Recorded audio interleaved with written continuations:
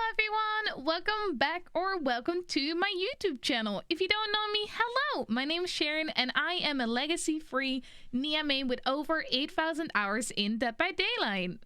On this channel, we do YouTube videos featuring guides, montages, and like today's video, the very first chapter review on this channel.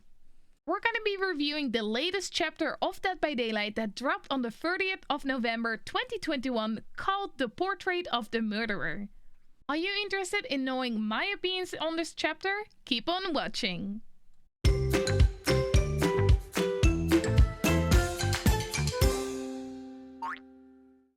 As I said, we're going to be doing a chapter review, and it's going to be split up in different sections where I will discuss what I think about each aspect of the DLC. These sections are the visuals, the perks, the gameplay, and my overall thoughts and opinions about this chapter. Let's start with Jonah, the newest survivor in this game.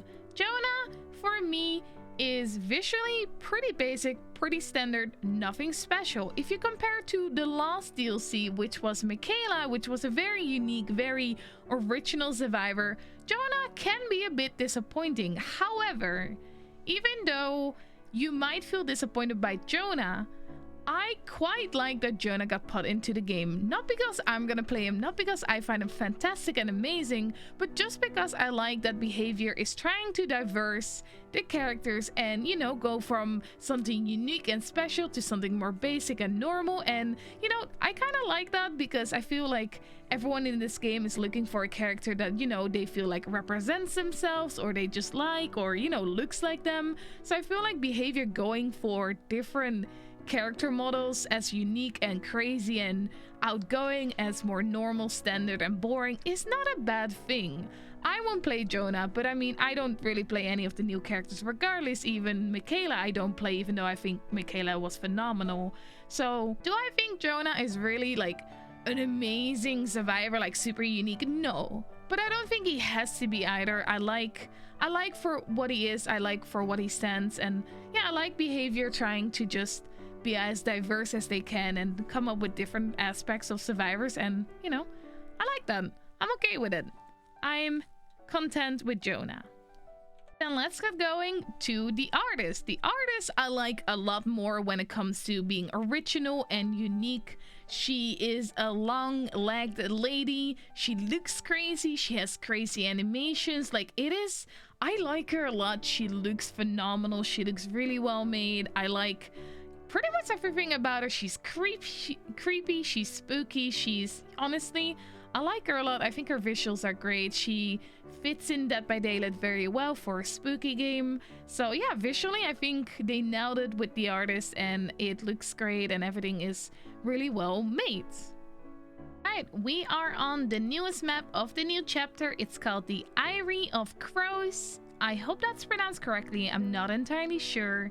But as you can see, it is some sort of desert-ish map with a graveyard implemented.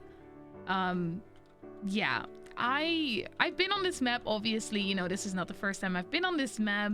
It's a graveyard on this side, a big as massive ass building in the middle, which, you know, we like to call the main building, and on the other side it's just a bunch of rock and walls and of course pallets and dead ass plants and, you know, nothing special, nothing fancy. I must say, at the very beginning I was very excited for this map. I do really like maps that are lighter toned, like Cold Wind Farm, Dead Dog Saloon. They're all like very bright maps and I do quite like them. But as the time went on and I started playing on this map more, I can't help but feeling a little bit disappointed by this map. It feels like the devs kind of had too much of, like, too many ideas and they put it in one concept, and I feel like it all like doesn't really latch onto each other. Like, yeah, you have the artist, so with the artist they decided to, you know, have these like ink patches like fly up in the sky, and they decided to create this main building which has like, you know, books and parts of her art upstairs, like in drawings. Let's see if I can find one. Yeah, right there, like a painting. And this is like them saying like, oh, you know, artist, boom, done. You know, that's what an artist does. They like read a lot and write a lot and draw a lot and, you know, stuff like that. And I get the concept of that, but then they also decided to go with the desert, Egypt, oh, I'm gonna explore a tomb, graveyard kind of aspect. Like, I get the graveyard because crows, and you know, there are a lot of crows in the graveyard, but it just feels like there's too many ideas in this map, and it doesn't feel like a whole, like, one concept, if that makes sense. Like, don't get me wrong, I think the graveyard idea is great, and I also think the desert idea is great, and I think the main building is wow. Like, look at the sky. Like, that sky is gorgeous. The main building is impressive, and the inside of the main building is glorious. It's so well made done. I kind of feel like I'm in a Harry Potter kind of... Oh, the book moves as well. What the hell? I kind of feel like I'm in Harry Potter, and I've never watched Harry Potter, but it just kind of gives me the Harry Potter vibe, if you know what I mean. But I feel like they've done too many things. They try to do too many things in this map, and it just feels not very cohesive at all, which I think is kind of a bummer. I would have much more preferred this kind of map, like the desert graveyard on with a different killer, and the artist more in like a, you know, an artist gallery. Like, even though I don't want to promote more inside maps because I really hate inside maps, I do think an artist, like an abandoned, burned down artist gallery, would have been a lot more suitable, because you can even like create a lore saying like, oh, there was a big murder in this art gallery and burned down, and you know, it's abandoned now, no one's there anymore, and oh, they say they can hear the ghosts whisper at night, or you know, stuff like that. Like, I feel like that would have been a lot more fitting for this map. For her, not for this map, for her as a character. But yeah, I feel like there are too many ideas. It just feels not cohesive at all. I don't like it. I feel like it's very empty as well. It doesn't feel like there...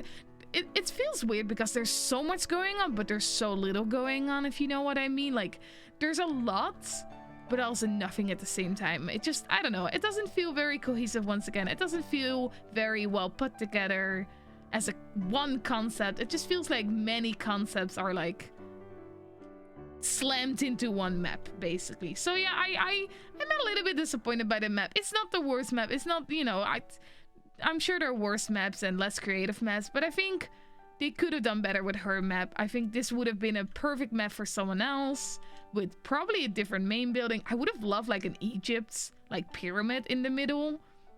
I think that would have been a lot more cooler as a concept for the graveyard desert type. But yeah, that's my opinion. Not a big fan. Too many things going on. Doesn't feel cohesive, and I feel like they, you know, they really should have gone more with the artist vibe on her end. Like, sure, the ink spots are great, and I guess like they're just kind of randomly thrown in, and the inside building is amazing and they fit her really well. But yeah, I think they could have done better. But you know, like, it's a new map. I'm not really complaining. It's just not really my vibe, I suppose.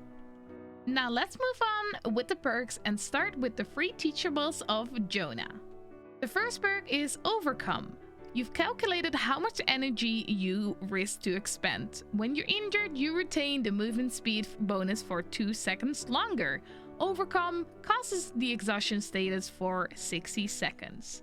So basically, when you get hit, normally you get a sprint burst of like 2, 3, 4 seconds, not entirely sure.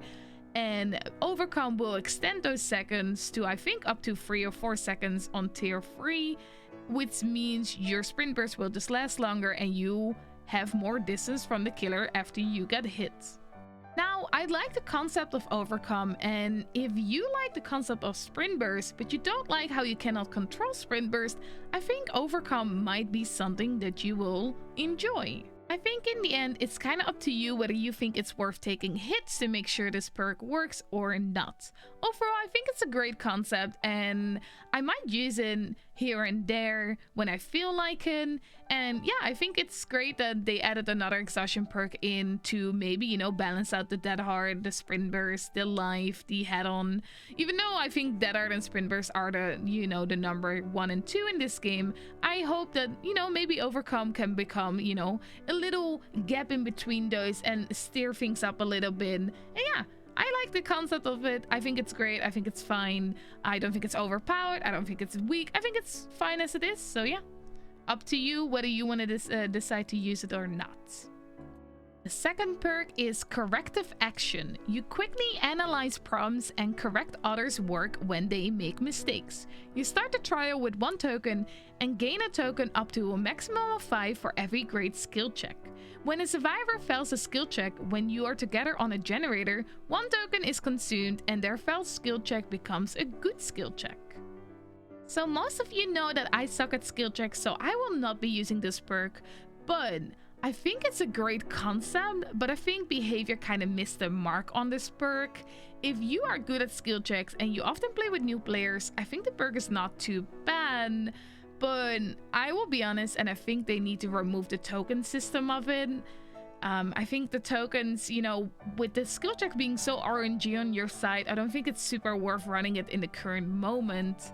And I don't think it would be all too strong if you were to remove the tokens of it. Like, I still don't think it's gonna replace all the, you know, amazing perks that we have in this game. And because of the tokens, I feel like even less people are gonna run it because, as I said, it's so RNG that you get skill checks. So like, is it really worth the trade-off to even hope for a skill check and then, you know, you have to hope for the other person to fail a skill check?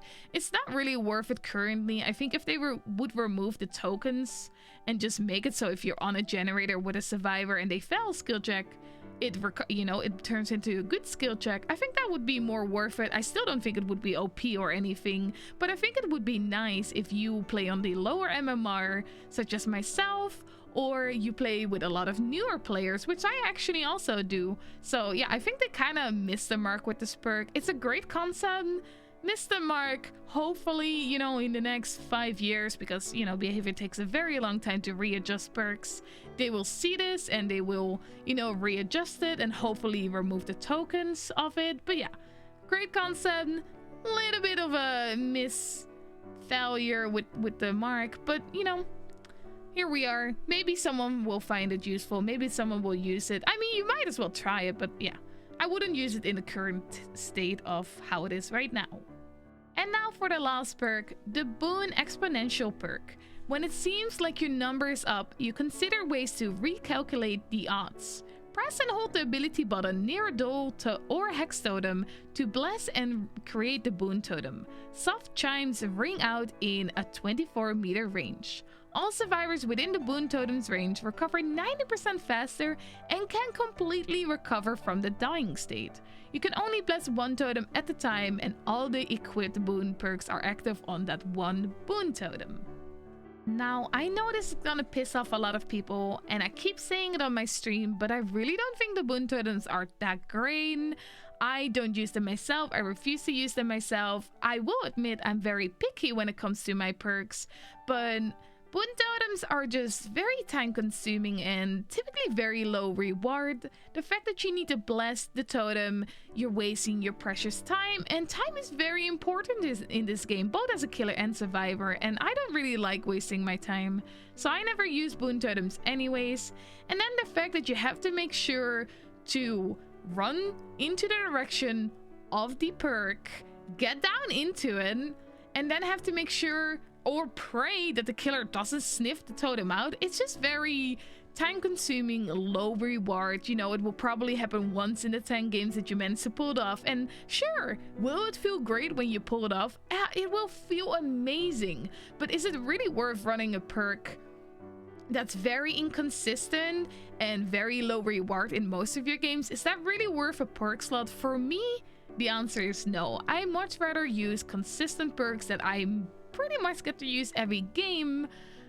instead of a perk that works like 1 in the 5 games, 1 in the 10 games. I don't really care about the statistics, but yeah, that's me. I don't really think the Boon Totems are all that great, but I know I'm in the minority with that. I know a lot of people say they're OP, they're strong, yada yada. I'm not here to argue that. I'm just here to give you my opinion, and yeah, take that as you will. I don't think it's worth running. I think you're better off running a lot of different perks. Now let's go to the free teachables of the artist. Starting with our first perk, Grim Embrace. Returned to the entity has not gone unnoticed. Each time a survivor is hooked for the first time, you gain a token. Upon reaching 4 tokens, Grim Embrace activates. The entity blocks all generators for 30 seconds. The Obsession's aura is revealed to you for 5 seconds. Now, I feel a bit conflicted too when it comes to this perk. First of all, I'm super sick of this gen meta and the fact that behavior keeps out pumping gen perks. It's exhausting and annoying at the same time. I will say though that I do like that they made the fact that you have to hook 4 different survivors once for this perk to activate, making it so killers can't just tunnel you 3 times out of the game and then having to hook 1 more to make this perk work. But that being said, it is only a one-time use perk, so is it really worth to get your generator blocked for, I don't know, 40-50 seconds? Like, I assume the time goes up as the tier goes up as well, but is it really worth? I don't really think so. I think the perk isn't really gonna get used. Maybe in high MMR with like very skilled, very strong killers, but to me this perk seems like a little bit too much effort and too little reward, and I would imagine most killers to think the same, especially when you just have perks like Rune and Pop Goes the Weasel. Our second perk is Scorch Hook, Pain of Resonance. Not sure if pronounced correctly. At the start of the trial, up to 4 random hooks are changed into Scorch Hooks. You see the aura in white. Anytime a survivor is hooked on a Scorch Hook, the generator with the most progress explodes, instantly losing 9% progress and will start regressing. Survivors repairing the generator will scream, revealing their location. Once again, really sick and tired of these generator perks, but I want to try to look at it from a very objective standpoint, and I objectively think it's a really good perk. The requirements are fair and the effects are annoying for the survivor, but pretty decent for the killer. I don't think it's a bad trade-off, and I think it can be a very consistent, helpful perk. And yeah, I think it's not all too shabby, and I think we can definitely expect this perk to appear into quite a few matches. Maybe not a lot, but I think killers might try to make this work, and I think it's not a bad perk. It's gonna be annoying as a survivor for sure, but I think it's pretty worth, and yeah, good perk overall. I'm not happy with it, but it's a good perk.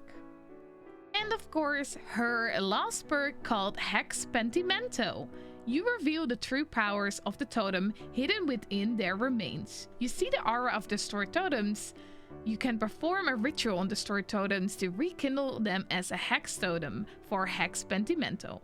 For each Hex Totem active at the same time, Hex Pentimento gains an additional effect. Then you have the 5 effects that you can read on the screen, and when a previously rekindled Hex Totem is removed by any means, its remains are consumed by the entity and it cannot be rekindled again. Now, whilst this perk itself is very interesting, I think there are many things wrong with this perk if you want to use it for all its effects. And no, not from a survivor point, but from a killer's point. First of all, we are in a totem meta where not many people cleanse totems because of the Boon Totems. So you being able to rekindle 5 perks is very unlikely. Second of all, we're also in a meta where killers really cannot afford spending too much time on other things besides pressuring gens and downing a survivor. Sure, you do see the totems which are broken, but is it really worth going all the way up to that totem to rekindle all of them, making it so you lose out on quite a bit of time? I'm not entirely sure.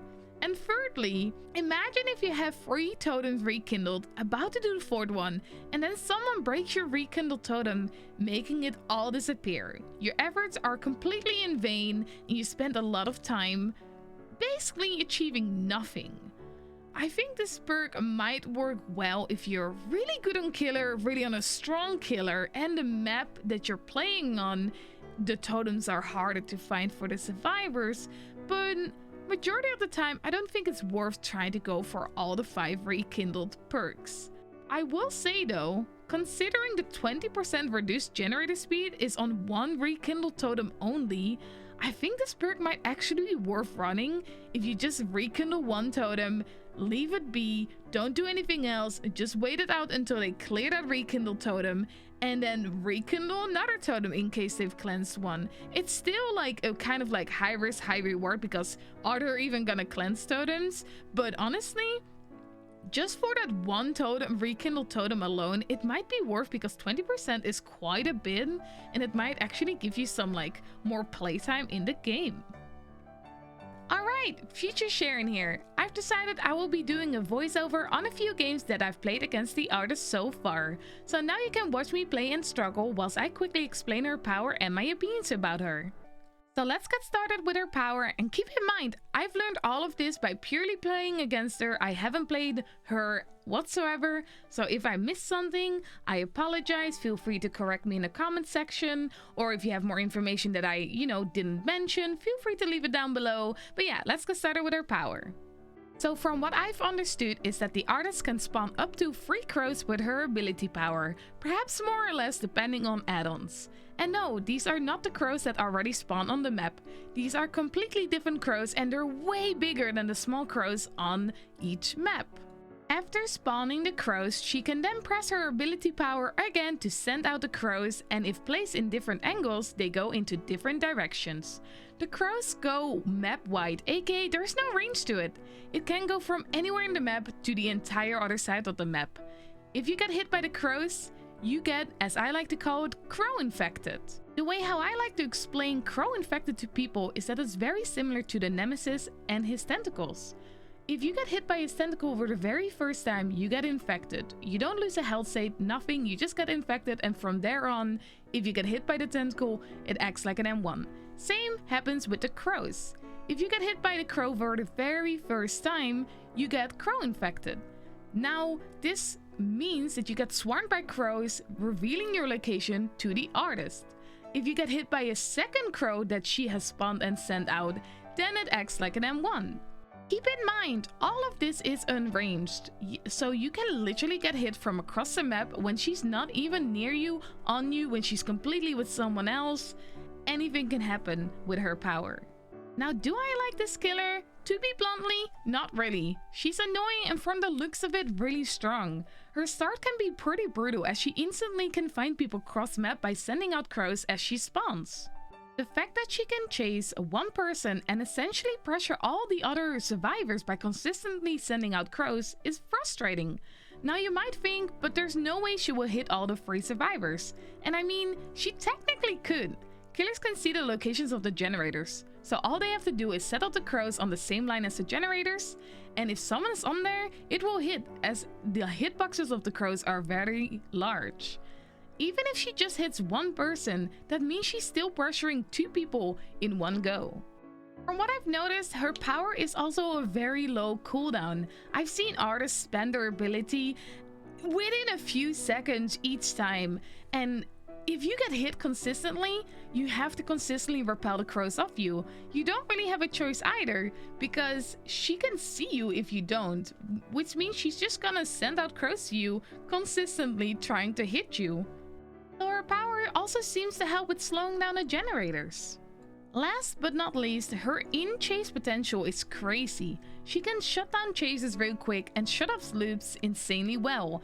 All she has to do is either line up 3 crows so you have no dodging potential, or you have to stray away so far away from the loop that she will just run behind you and M1 you, or she chooses to place a crow inside of the loop, forcing you to walk away, because if you walk through the crow, it just hits you as well. This leaves you with very little counterplay, and if you go against a good artist, I feel like you will probably end up being dead. So let's put it all in a row. This killer is an insane anti-looper, as she can shut off and shut down loops insanely well. She has a decent amount of gen pressure potentially, as her power is a very short cooldown, and she just keeps sending out crows towards generators, forcing you to repel. And she has a chance of finding survivors really quick, making it easier for her to engage on a chase and making it harder for you to be stealthy and hiding. So yeah, I think putting all of that together really does indicate, to me at least, that she's definitely gonna be a strong killer in the game. And I don't necessarily mind strong killers, but I feel like her kit is overloaded with nearly everything that, you know, a killer would need in this game, which seems to be a little bit frustrating. But of course, I'm trying to keep an open mind as we are only less than a week into this DLC, so maybe things will change, maybe she will get some nerfs, maybe, you know, people will find out better counters to her. Like, we already know that you can destroy the crows that she spawned with a flashlight, like Hex traps, and you can go into a locker to instantly repel the crows off you. These counters I don't think will really help you in a chase, but hey, they're counters regardless, and you know, maybe the big brain DBD community can come up with more counters to her. Now let's move on to the last section, which is my overall thoughts and opinions about this DLC. I personally, for me, this has been a pretty meh DLC. I might have found a new killer I really dislike. I'm not sure if there are going to be any counters to her. I don't really appreciate her perks, though I'm hopeful that most of her perks aren't really going to be used. Jonah doesn't do it for me. I'm not going to play him. His perks don't really do it for me. Maybe Overcome, but I even doubt that, honestly. Like, maybe here and there, but I honestly think I will prefer Sprint Burst and Dead Art over Overcome. But I guess time will tell. But yeah, I didn't really gain anything out of this DLC, so it's not really been the DLC for me, which is fine. You know, it doesn't always have to suit your taste, and I'm okay with that. But I'm actually really curious. Let me know down in the comment section whether you like this DLC or not. And, you know, let me know why you like it or why you dislike it. I'm very curious to know. But yeah, that's all I have for you, a full chapter review. I think I've covered most of it, I hope at least. Thank you all so much for watching. Let me know in the comment section whether you would like me to continue with these chapter reviews. You know, like, did you find them useful? Did you like them? Would you like me to do them more, you know, every time a chapter comes out? It's only gonna be like once in the 3 months because, you know, chapters don't drop that often. But let me know if you're interested in seeing more, as I'm interested in knowing. And now, for the part that every YouTuber always asks you to do, make sure to like, comment, and subscribe to my YouTube, and see y'all next time. Bye bye!